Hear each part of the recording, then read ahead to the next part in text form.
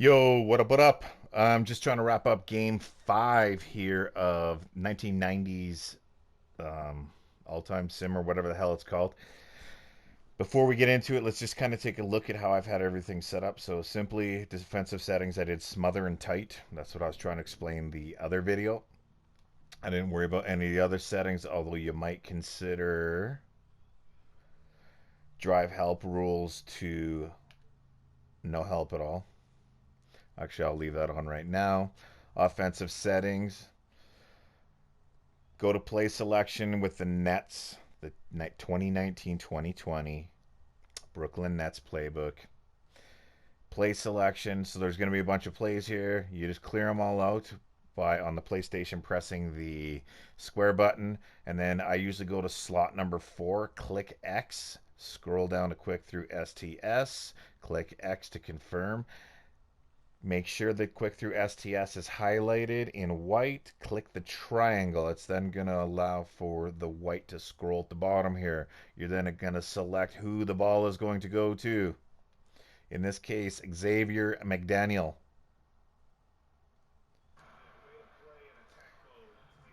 While he's shooting free throws. So the settings I had, I put it on the passive. So neutral, auto transition, conservative. I do have run in transitional. You can put neutral.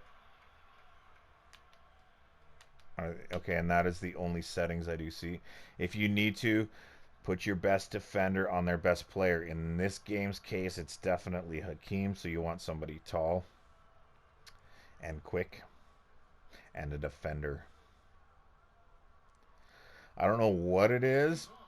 I crush all of these games by 30 points or more, but when the card games, 5 and 10, no, they're always tight. Plain and simple, quick through STS to score every time. You got to play a little bit of defense. Even I can do it sometimes. Until they do this, they're going to close real quick, I guarantee it.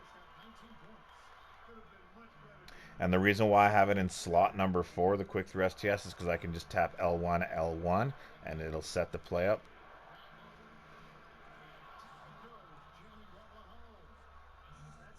It's what a lot of people don't talk about. It's just for efficiency's sake. I don't have to think, just L1, L1.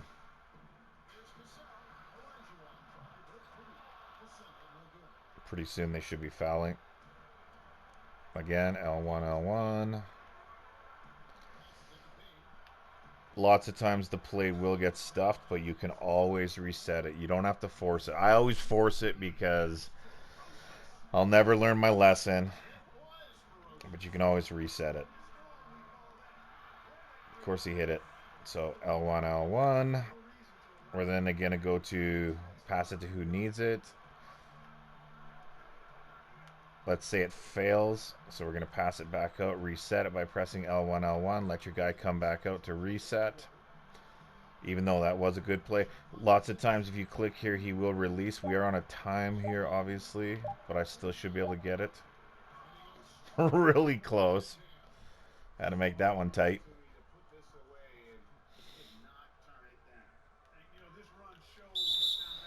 Right at the end of the game, they are going to put a ton of pressure on that play. So you're going to have to, as your point guard, reestablish position, which is generally center court, and then eventually you will see the X icon pop back up. We'll see if it happens here. Might be a little bit too much time for them to do it, unless they start fouling.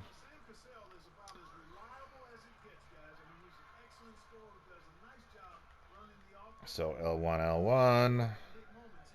They're probably going to stuff it, so I can't pass it. And then if they do, just scroll over here, and generally it will open up the play. Of course I did that. Why would I not? Well, it's about to get interesting. So because I'm trying to evolve cards, I want to get it on an evolution guy. Oh my lord, here it is. Even though I'm messing around, I'm not that concerned.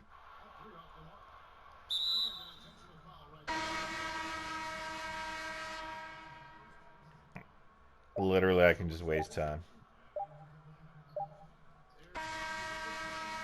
And there it is, game 5.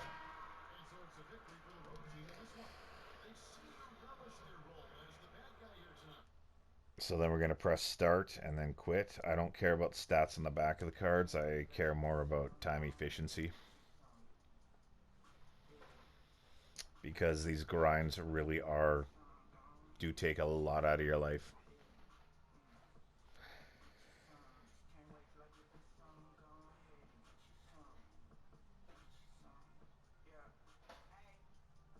A minute here, a minute there. Gives you a minute to do other stuff. So because of the event this weekend, you get a bonus 2 tokens for every win. The reason why I'm doing this video is the Pink Diamond Horace Grant. He looks... Does he not look like Steve Urkel in that picture? Why? His glasses aren't that thick. What up with his ears? He looks so fancy. That is ridiculous.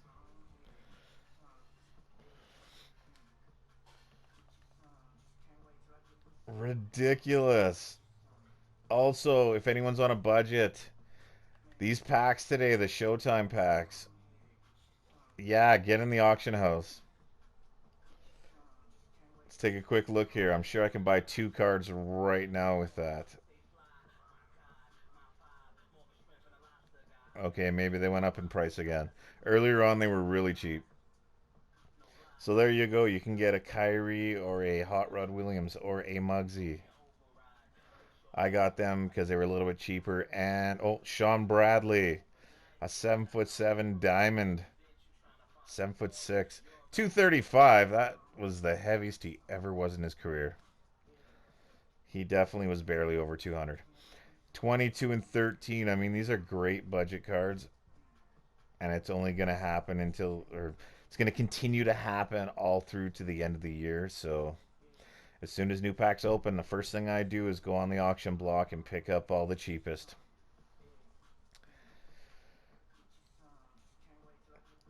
And what else was in the set? Premium. Danny Manning I actually picked up for $3,900. Yeah, a pink diamond for $3,900. Penny was a little bit more, but I think he was under $5,000. Nate was definitely cheap because people be hating on the height because he is tiny, 5'6". LeBron James, last I looked, was around 20K. I did not buy him because I'm saving for Pascal Siakam because I want to get him because he is a buy now before the packs are out in 2 days. And because I have to work the next couple nights, I don't have time to grind that heavy. But I would have bought LeBron if he had a diamond contract with him. But I have not seen any yet. But let's take a look at what he's worth. So he's under 20K. I saw him as low as 15 earlier. Probably in about 6 hours from now when the other side of the world wakes up, you're going to see it drop again in price. So that's one thing you got to consider is early morning in the North America area. When the packs first release, you're going to find them really cheap. And then later on at night at like 1 a.m., depending upon where you live in North America, you'll find them cheap again because, like I said, on the other side of the world, they're just waking up. Nothing with a diamond contract, so I just don't even care. But see how low I can get them. 18.5. You don't need to do the minimum buyouts and stuff. If you are specific on a card, you can do all this. It ain't gonna matter. It ain't gonna matter unless you're sniping. But yeah, consider picking those up today, and then we'll take a look here at the clown, the Crown Prince. Could be Clown Prince. I don't know. Center power forward 94.99, 6'10", 215. We got 35 and 12.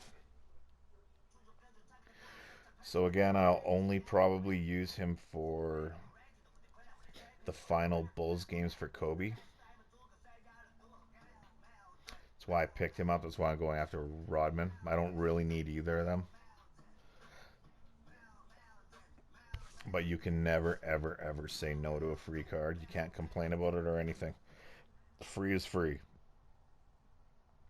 Even if it's a small MT boost, even if it's a player that never goes on your team, that's still adding to your collector level, even if you're not going for it.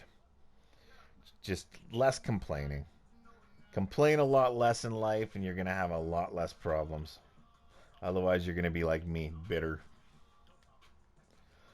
Go into the tendencies. Pause it if you want to see anything specifically.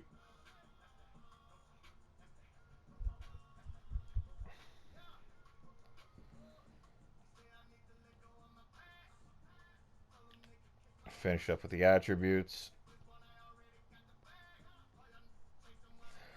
So if you actually do plan on using them, you probably want to add a shoe with speed on it. Speed with ball shoot. Although I'm thinking at this time of year, no one's going to use these cards. 3-point shot, that kind of sucks. But yeah, there is the 6'11" version of Steve Urkel. Thanks again for watching, guys, and keep your keep your grind game strong.